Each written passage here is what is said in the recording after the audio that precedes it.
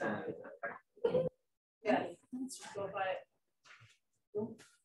Okay. Let's see. Oh, that's good. All right. Hi, folks. Thank you so much for joining us. Welcome to Green Apple Books on the Park. I'm very excited to be here with you all tonight, celebrating The Crane Wife with CJ Hauser and Rita Bullwinkle. Let's give it up for both of them and for the book and for the stickers. Let's give it up for the stickers. That was sincere. Give it up for the stickers. I'm Cara, I'm the events coordinator here for Green Apple. I'm very excited to have you all here. We've been really looking forward, so I'm really glad it's finally happening. I'll be very brief in my business so we can get to the major fun part of the evening. A couple of upcoming events that we have, if you're into events like the one that you are at right now. On Monday, you can expect to see Zaina Hashem back here with Tombo Ice and Martin. And then on Tuesday, Matt, I know, it's great. And then on Tuesday, Matthew Dickman is going to be here with Tomas Moniz. It's a great night for poetry, folks. You can also check out our full event calendar on our website at greenapplebooks.com. I would implore you to, I'm a little biased, but we have a pretty good season. So you might want to check that out if you're into books and being with people. All of our events are free unless stated otherwise. So that being said, please do buy books. Please do buy books from us if you are able.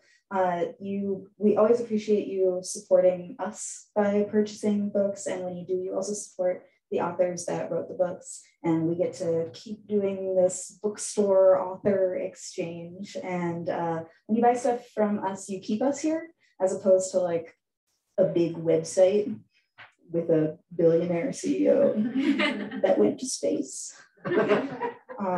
We've never been to space. That's the Green Apple guarantee.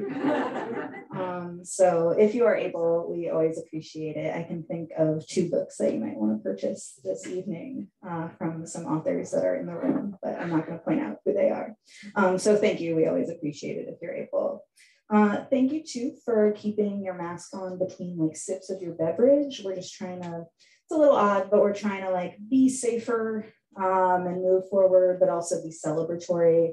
And we also want to give our authors the grace to take their mask off during the reading. So thank you for being cool about it. We highly encourage you to imbibe. Please do it right now while I'm talking, because it does not matter what I'm saying. I don't want you to miss the meat of the matter. But thank you for being cool about it. We really appreciate it. So without further ado, I'm going to go ahead and introduce the 2 authors that are joining us tonight. First, Rita Bullwinkle is the author of the story collection Belly Up, which won the 2018 Believer Book Award. Bullwinkle's writing has been published in Tin House, The White Review, Conjunctions, Bomb, Vice, and Guernica. She's a recipient of grants and fellowships from McDowell, Brown University, Vanderbilt, and the Helene Wurlitzer Foundation. She's an editor-at-large for McSweeney's, a contributing editor for Noon, and the creator of Oral Florist. She lives in San Francisco and teaches at California College of the Arts. And this bio neglects to mention that Rita is also a 2022 Wedding Award winner, but she is. Let's give it up for Rita Bullwinkle. Wonderful. Last but most certainly, not least, I'm happy to welcome CJ Hauser, who teaches, CJ! We're going to do it again at the end, so get your hands ready. CJ teaches creative writing at Colgate University. She's the author of 2 novels, Family of Origin and The From a Ways. In 2019, she published The Crane Wife in the Paris Review, which reached more than 1 million readers all over the world. It was a sensation. Her first work of nonfiction, The Crane Wife, a memoir and essays, is the reason we're here tonight. So once again, please join me in welcoming CJ Hauser.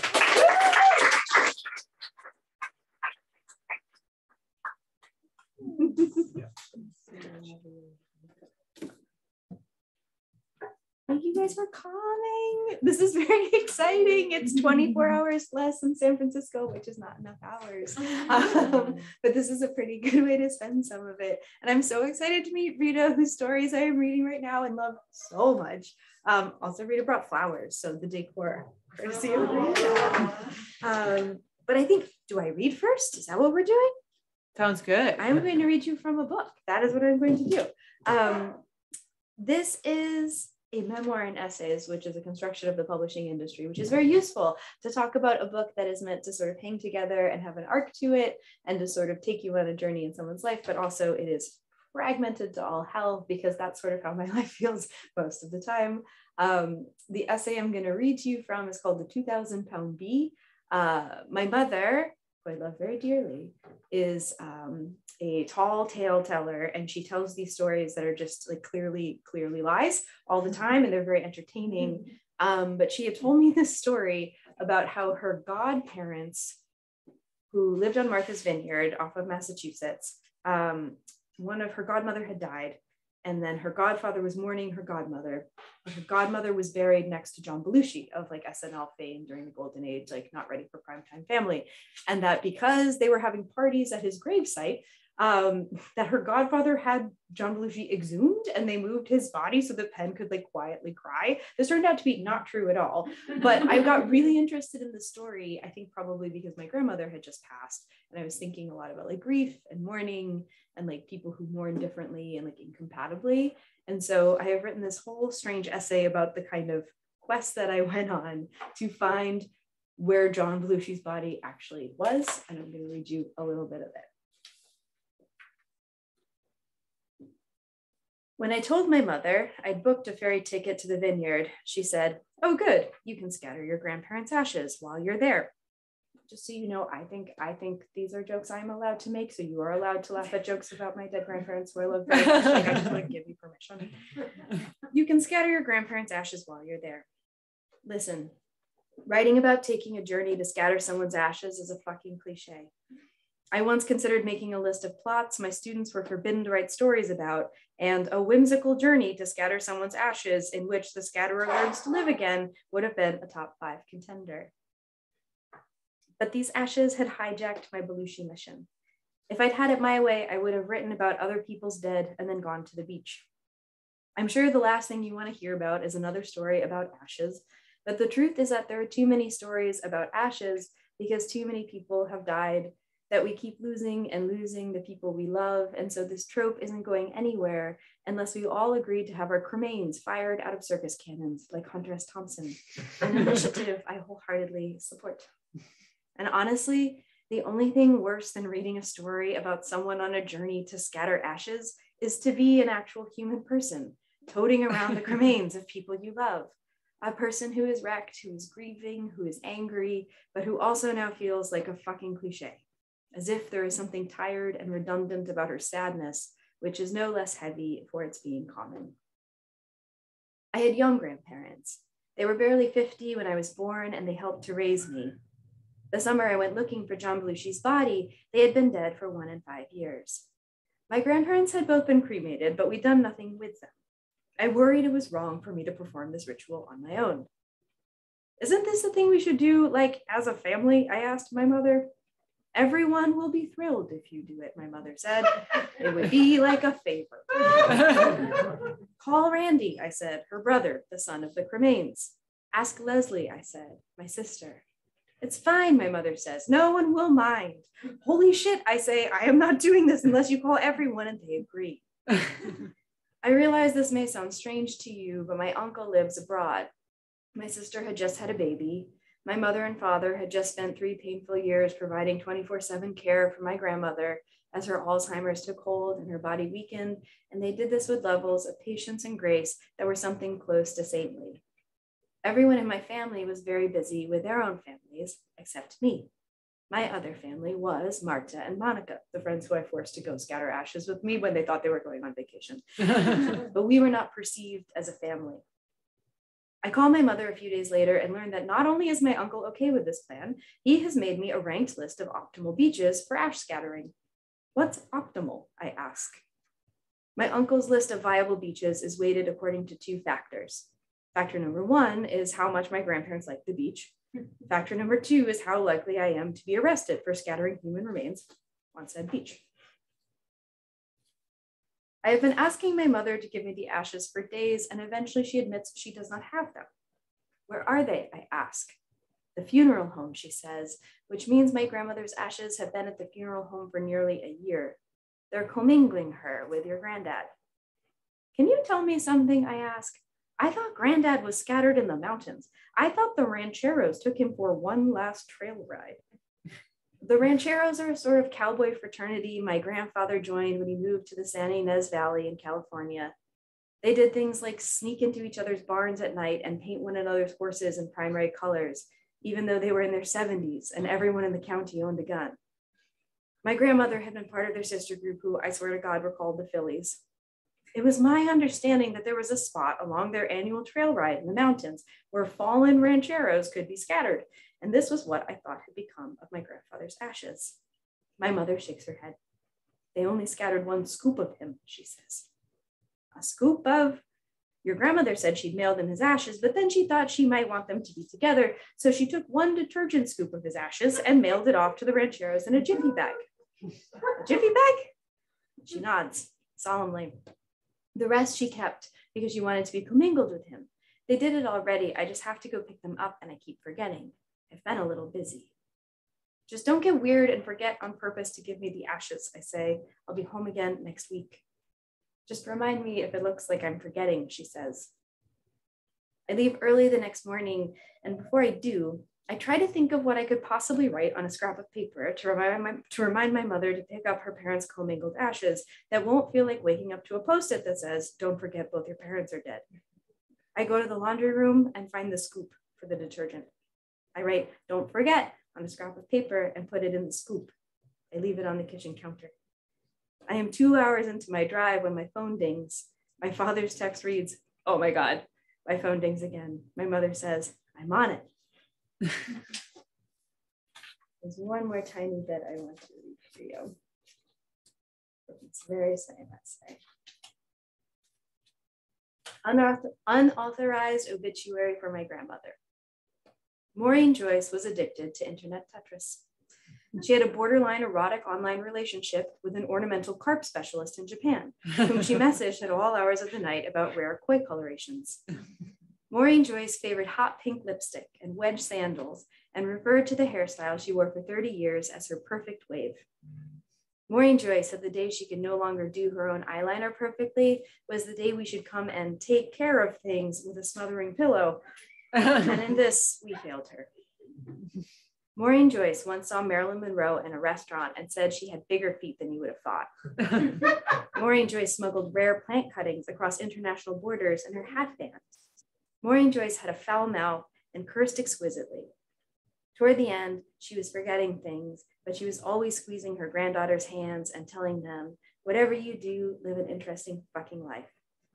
The last thing we ever told Maureen Joyce was that we loved her.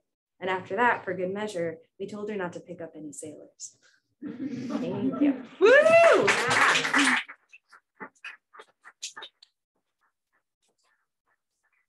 I am so glad you read from that essay, which starts with an amazing epigraph from Lydia Davis. Yes, it got cut in the final version, but I want to talk. I couldn't get it. I couldn't find a way to pay Lydia Davis.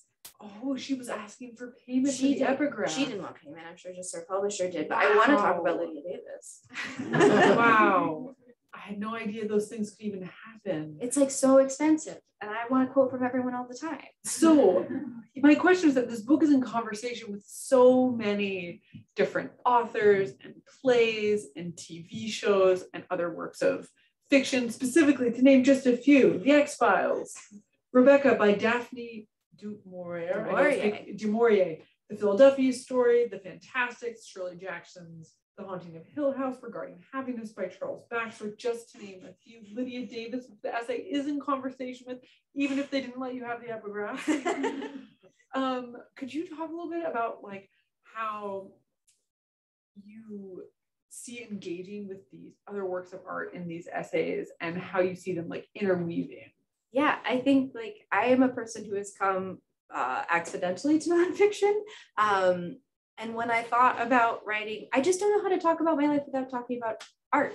Like there's no way I would ever do that in real life. And the idea of sort of I don't know, like washing that out of the text and pretending it's like, I'm a sweet, generous person who has never been, that just didn't make sense to me at all. Mm-hmm. And I also think that like the way I understand myself is by freaking out about the X-Files for a long time and developing tiny conspiracy theories about an incredibly useful tool. It is. I highly recommend it. I wouldn't make too many decisions based on it. That went poorly for me. But yeah, I have to like bounce myself off art to understand how I think about anything, which is maybe beautiful or maybe unfortunate. It's hard to say. Beautiful. Yeah. Okay, cool. Okay, so this book also contains a great deal of what I kept thinking of as reincarnated or repeated or mirrored love stories, or I read them all as love stories, even if by the end of the essay, the object of the love was gone or missing or shifted. Do you see all of these essays as love stories? And why do you think love stories are particularly prone to rebirth and mirroring? Oh my God, I love that so much. I think because you have to keep reinventing it for it to survive, right? Because like you're going to change, the things you love are going to change, the people you love are going to change. And like, if it doesn't rebirth itself over and over again, it doesn't have a chance. It's such a tricky thing to write about, a love story. Yeah. How did you do it so successfully?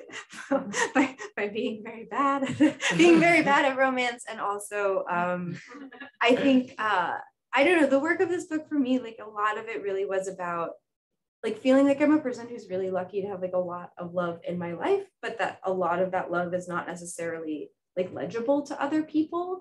And because it is legible to other people, and by that I mean it's like there's not like, here is the story of how I did this and then I got married and I'm celebrating our golden anniversary like my grandparents did. Like that's never going to be my story because I am already too old for that to be my story, right? And so the idea that I don't fit into that means that it's like it's hard. Like people meet you and they're like, oh, I'm so worried about you. I'm sure it'll all turn around someday. And it's like, I thought I felt pretty happy. I'm having a great time. Yeah. And sometimes it's a great time and sometimes it's a terrible time. But just because you're not partnered in like a legible, understandable narrative way does not mean there's not love in your life. And so this book is about all the different things that were like sources of great love in my life, which include like my father and his garden, houses I have lived in, my friends and my chosen family. And like, there's something about naming it and narrativizing it for me, because I'm a batshit Don Quixote person, like turning it into a story. There's a lot of Don Quixote in this book. There is.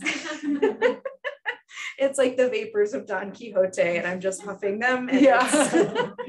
And it's so good. I'm glad the vapors were appealing. Yeah, I mean, specifically the essay that I think of in my mind is the essay about your dad, Siberian Watermelon. Yeah. I do think of as a love story. Mm-hmm. That was one of the first that came to mind when I thought of that. That was not in the plan for this book, and I called my editor in a panic and I was like, I said I was going to write these things for you and I'm not going to write them, and instead I'm going to write an essay about my dad's garden and how I love him and it's uncomplicated and lint balls and nothing happens. And she was like, okay.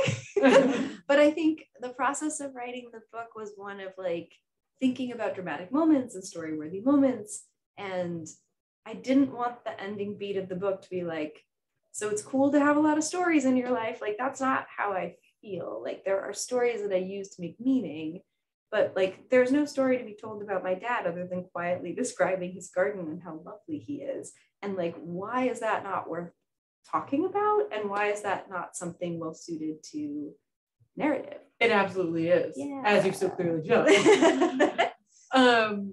Yeah, I thought it was the perfect beat and emotional experience to end the book on. So this book has 17 essays. They're broken up into 4 parts. Yeah.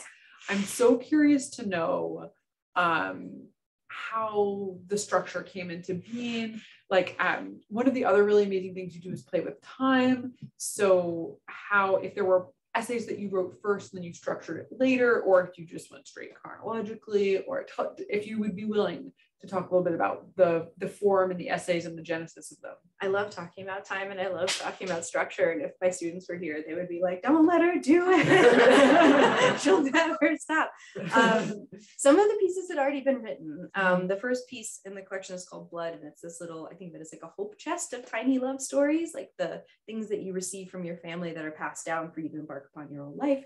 And I had written that in like anxiety fueled fury on an airplane to AWP, for those of you who have been traumatized by AWP.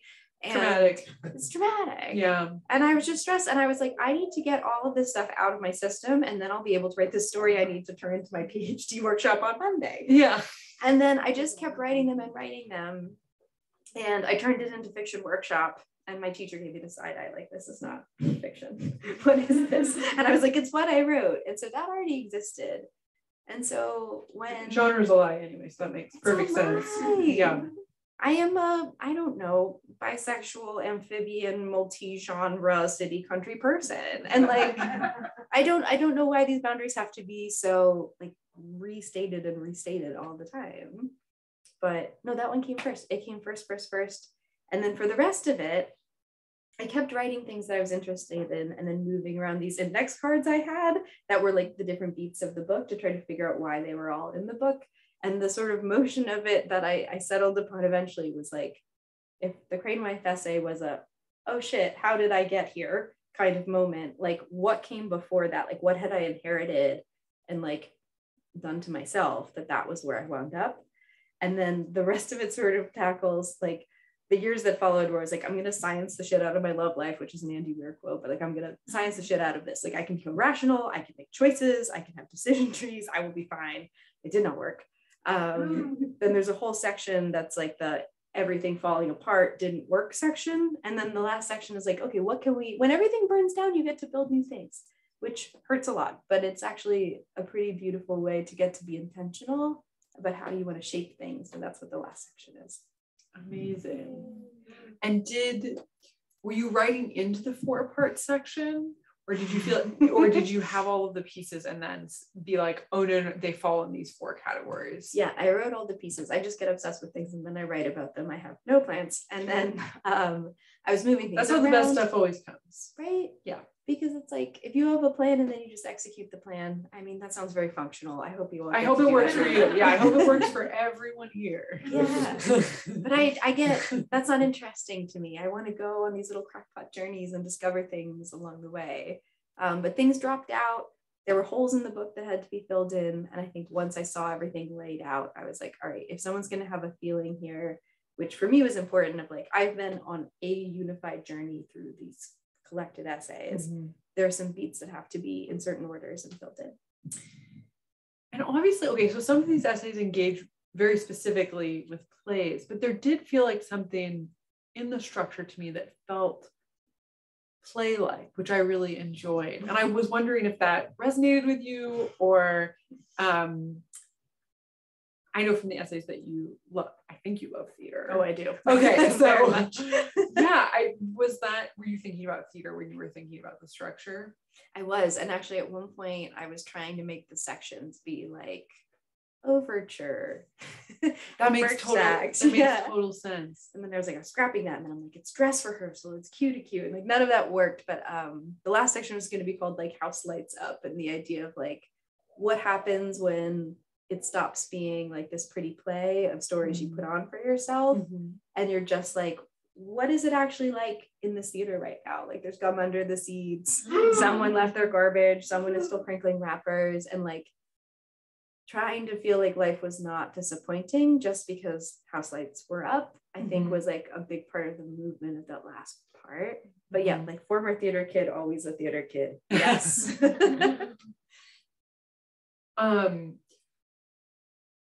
So much of the magic of these essays comes from, I think, your humor, while also presenting these like totally truthful and horrifying realities. Specifically, many of these essays do circle around the contortions that society identifies as women, the contortions that have to be done in order to just hold any amount of space. And when I first read the title essay, The Crane Wife, many moons ago, when it was published in the Paris Review, I was struck by just how true that conditioning was in my own lived experience. And obviously, I think this feeling resonated with many women, as that essay is one of the most read pieces the Paris Review has ever published. How do you understand these contortions, and how did you first come to write about them, and how do you see them kind of weaving throughout these essays? Yeah, I think that I think a lot about gender. I think about my gender. I think about which parts of it, I don't know, were taught to me, and which parts I learned to unpack by being a overeducated, annoying human. But like, it's empowering to ask those questions and to be like, okay, which parts of this are mine and which parts were given to me? And sometimes I trick myself into thinking, and I think that's a lot of what was going on in that time of my life that's in that essay, is that I had sort of tricked myself into thinking that because I had, I don't know, like read a lot of bell hooks, like I was safe.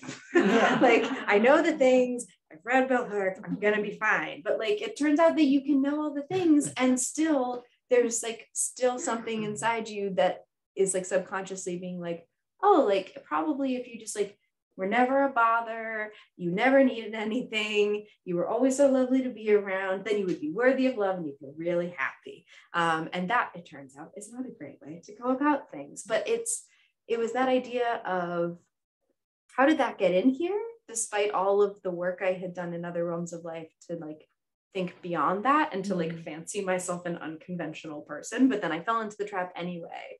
And so I think that's why the book is structured as like a, where did we begin? And then it goes on this like little conspiracy theory murder board journey. Amazing. Like, I love that description. I love a murder board.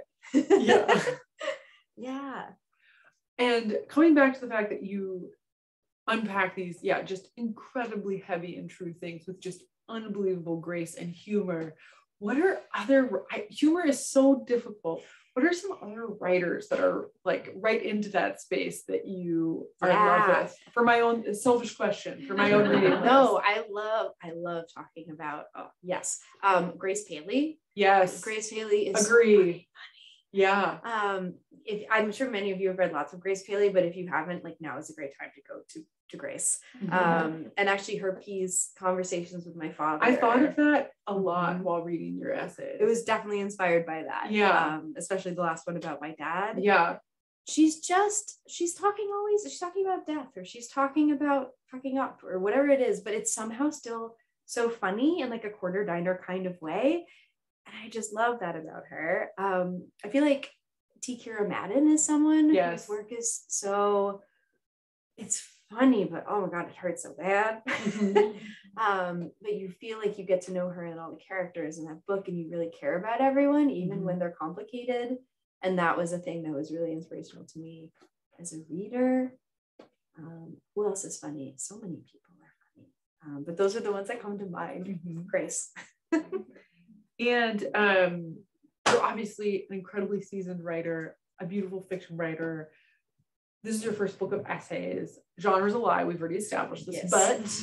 But how do you think about the your essays versus your fiction, or are you really just able to be like, no, it's all a lie? Genre doesn't exist. Fact checkers, their job just it shouldn't exist. I want to like fly a flag that says that, yes. But I think for me, it's more like there are some things that are in my life that feel too complicated, or I'm like having trouble expressing them to other people to the extent that like putting on a fictional panoramic show about them, it's like there's no way that's going to work for me. It's like all I can do by the grace of God is like try to put it down on the page and arrange it and rearrange it and rearrange it till it makes some sort of sense for me. And like just to say the truth of what you think or feel or are trying to understand and grapple with is enough, I think, in nonfiction. And then sometimes I have worries and thoughts and feelings that are like so far beyond me, and I think that the only way to talk about them is to go wide and to like enlist an entire cast of imaginary friends to help me like put on a show about them. But that's more like I don't know, sometimes I feel like it's like I'm taking the familiar and making it sort of new in fiction, and with the nonfiction I'm like let's get to the bottom of this. I love that. The murder board. The murder board. Yeah. Let's get to the who committed the murder. It's a narrative murder, and at the butt of the joke at the end of the crime, it's always me in this book. So just so you know, You killed everyone. It's always me. I'm always like, maybe this is someone else's fault, and at the end of the essay, I'm like, nope, still me. Still always me. Yeah. I'll ask you maybe one more question before we open it up to the audience. So hold your questions close and get ready to release them. Yeah, I'm so curious to know what you're reading now. What are your reading habits like? But embarrassingly, I was just reading your book. And I love it so much. Oh no! No, I know you're going to be mortified, but I was telling you before we began that there's a story about a woman whose partner has passed, and she's trying to figure out like which parts of herself are her and which parts of herself are her because she was with him. Is that a fair way to put it? And I so resonated with that idea of like, it's a beautiful thing. Like part of you is shaped by the person you're with. And also it's like, but I just want to be me and build a little wall and make sure that I know where I begin and end. And so I really loved that. I'm packing for Somani, and so I am bringing. Very exciting. It's so exciting. I have Vanessa Hua's novel. Amazing. It looks so good. I heard her read from it. I'm so excited, and I just finished. Fantastic. Did you read it? Yes, it's so good. Forbidden City. Everyone should buy it. And then Gwen Kirby's story collection, Shit Cassandra Saw, which is so funny. The title story is actually inside of the book called Shit Cassandra Saw but Didn't Tell the Trojans because by that point fuck them anyway. Yeah. And like all of the stories are like beautiful and funny and about like really like real specific humans with bad habits and like bad ideas, and then there's just these like moments of glory and grace. I cannot recommend it enough. I must pick up. Yes. Reading recommendations. I will also be a book yenta. Like I know that's normally your job, Car, but like if anyone's like, I want a book that's like this, that's like my dream is just for someone to ask me to match make them with a book. So I will happily do that. Yeah, that is a good job. Isn't that a good job? And Car's really good at it. Yeah. Yeah. Wonderful audience. Thank you, audience. Yeah. Do you guys have questions for CJ? I'm sure you, David. Sorry. I love calling audience members by name. Hi, David. I loved what you said about the essay you wrote about your father, and it sounded like a very difficult way to structure. How did you go about it, and like what were the challenges of structuring it? Because it seems so unconventional. Yeah, I mean, I think I did. I'm just going. Car asked me to repeat the questions for the for folks at home. For folks at home, which makes me really feel important. Sorry. So I'm going to try and paraphrase. It is. Say it one more time, David. Oh my God, I'm an idiot. I love what you said about the essay about your father. I love what you said about your essay about the father. It sounded like it was a challenge to structure. I was wondering how you went about it. It sounded like it was a challenge to structure. How did you go about it? Yeah, the answer is I cheated in that I made it like meta, and it's sort of an essay about storytelling and about drama and about happiness. And I tap in other writers whose work on that subject I really love. I talk about Charles Baxter's writing about how his students are always asking for happy stories. And my students are always asking, they're like, please don't tell us this is funny if it's going to be about death. Like, just please let us know if it's going to be sad. I'm like, it's hilarious. And they're like, again, it's about death. And Baxter's students do the same thing. And then he gives them Big Two-Hearted River by Hemingway, which is just Nick Adams going fishing and loving it. That's the whole story. And they're like, this is boring. He's like, you asked for a story about happiness. And so I sort of take up Baxter's question, and it's about how my dad heard this story. He told me this story, which is that when he was in high school, one day the geometry teacher drew a perfect circle on the board. Like he went up, he just drew a circle for the regular geometry shit they were doing, and everyone in the class was like, oh my God, it is perfect. That's the best circle we've ever seen. And they were so happy. And that's the whole story. And I was like, Dad, that's so boring. This is so boring. That's such a used story. And so the structure of it is like, what does it mean to tell a story about something like really great? Like he remembers that story like today, but there's no drama to it. So I guess the answer is that I cheated and made it meta, but I'm like interrogating that like lack of shape, like satisfying shape that we expect, and saying like, maybe there's happiness to be found in stories that have less drama sometimes. Music. Kristen, whose amazing new novel Counterfeit is so fabulous, just out. You should absolutely pick it up. Sorry, did you have a question? I did have a question. Okay. I wasn't trying to. No. I might be the only person who didn't read Crane Wife when it came out in 2019. I'm so excited to read it. Can you talk about the experience of going viral and whether that kind of changed your relationship to the essay, or maybe you think about it differently? Good question. Can you explain the experience of the Crane Wife going viral? What was that like? Terrifying. It was wonderful, and it was exciting, and it was terrifying. It was published in the Paris Review, which is a journal that I'd always wanted to be in, and I was so thrilled. But like, one sort of knows how many people read the Paris Review, give or take, and it's like a very particular community of people who are like literary magazines. Yes, I would like to read them. And then it went everywhere, which was not what I was expecting.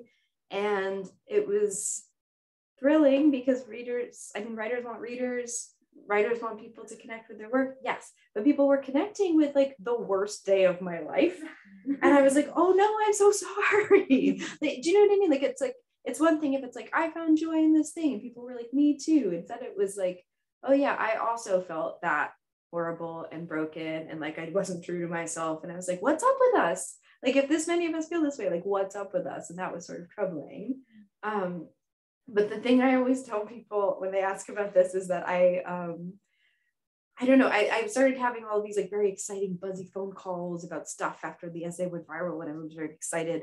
And for like 2 seconds, I was like, this is exciting. Like I did a thing. And I was like so stressed and neurotic. I was like actively pruning my tomatoes as I was on these phone calls. And I was just like pruning them and pruning them. And then I was on another fancy phone call, and I was having this moment of like small pride, being like, yes. And then snails fell out of my hair. And then more snails fell out of my hair because as I had been in my tomatoes, they had sort of found their way. And I was like, oh, okay. I was proud for 1 minute. And then the universe is like, y'all got snails in your hair. Like, don't get too excited too fast. So do you know what I mean? It changes everything, and it changes nothing. You're still a person with snails in your hair at the end of the day. And it opened the door for me to get to write new and different things than I thought I was going to write. And that I'm pretty jazzed about. Such a good question. Other questions? Maybe 1 or 2 more before we, yeah, is that a hand? Yes. Sort of in the same vein. In retrospect, do you like what you wrote? What a tough question. In retrospect, you like what you wrote. Wow. In this book? Yes. Oh yeah, I mean, it's fresh enough that I'm still okay with it. But talk to me. But I'm saying you wrote it a year, 2 years ago. Yeah. And are you constantly editing? Do you know, honestly, if it were fiction, the answer would be like yes. Like my reading copies of novels when I did events have all of these revisions in them because I'm like, I can't bear to read this chapter as it is. Yeah. I revise it 10 times. And so this is my reading copy with the revised chapters. But there's something about, for me at least, when I'm reading essays, it's like putting something to bed almost. It's like I figured out how I've chosen to shape the story of this thing in my head for myself. And that allows me to be like, it's resolved, it's done. It's not like it's gone forever, but there's something really satisfying about finishing it. And so I'm satisfied with what I've written in that sense. It's like, yeah, these things have all been put to bed, and now I want to write another million more weird things. Thank you. On to the next. Reading things I've written before is always very strange. Oh, yes. Especially when time gets involved. Yeah. Yeah. Such a bizarre thing to reacquaint oneself with. Yeah, maybe one more question. I just wasn't sure what Sawani and APW or AW Oh. Yeah, what annoying inside baseball on my part. Yeah. AWB is a writing conference that happens every year, and it is a beautiful gift for indie magazines, and everyone should support indie magazines. However, it's sort of like being a cocktail party where everyone at the cocktail party is always looking over your shoulder to see if there's someone cooler to talk to. And I am too neurotic for that. I can't handle it. On the flip side, the Sewanee Writers Conference is a beautiful, magical summer camp for writers that Kirsten knows about, and that's where we met. And it happens down at the University of the South. It's 2 weeks. It's writers in a bunch of different genres, and we just like play guitar and we boop around. And there are brilliant craft talks, but the vibe is so low key, and it's both like the smartest people you've ever met and the most down-to-earth people you've ever met. So like, I guess this is my recommendation too. Subscribe to literary magazines, but go to Sewanee. Car has a question. Love it. So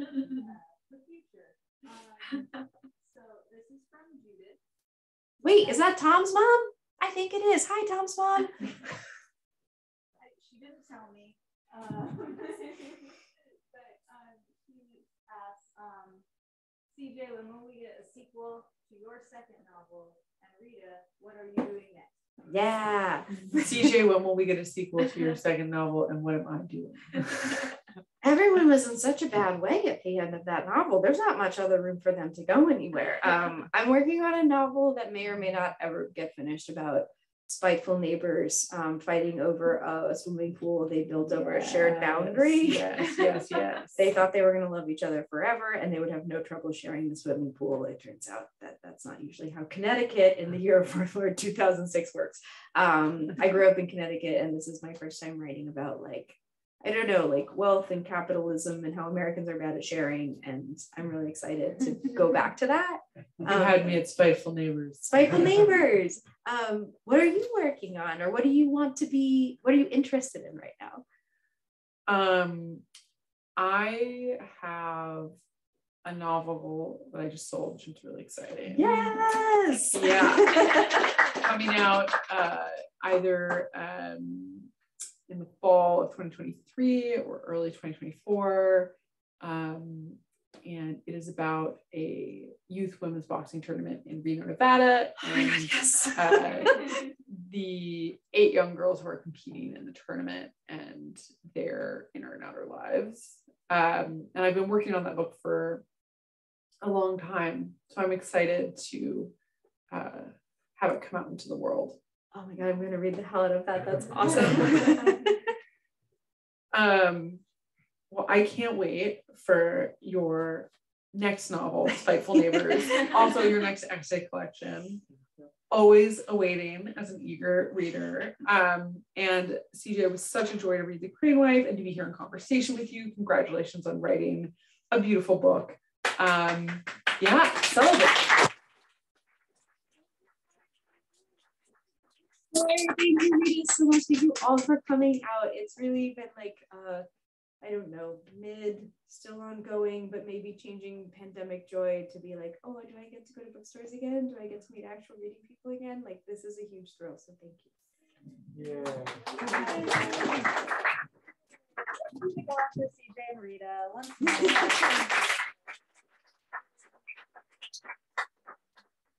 To have people here. Thank you so much, and thank you all for joining us. Thank you, everyone on the internet, wherever you may be. Thank you. So appreciate you. So we have copies of both The Crane Wife and Belly Up at the register. You can grab them there and bring them back.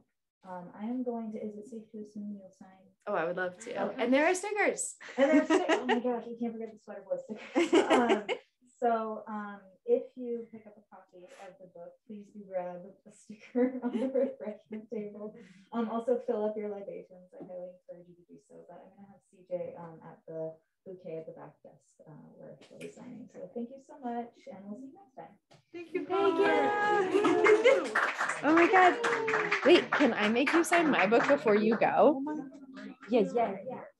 And then I will sign off. But I don't want to miss you if you have to scoot.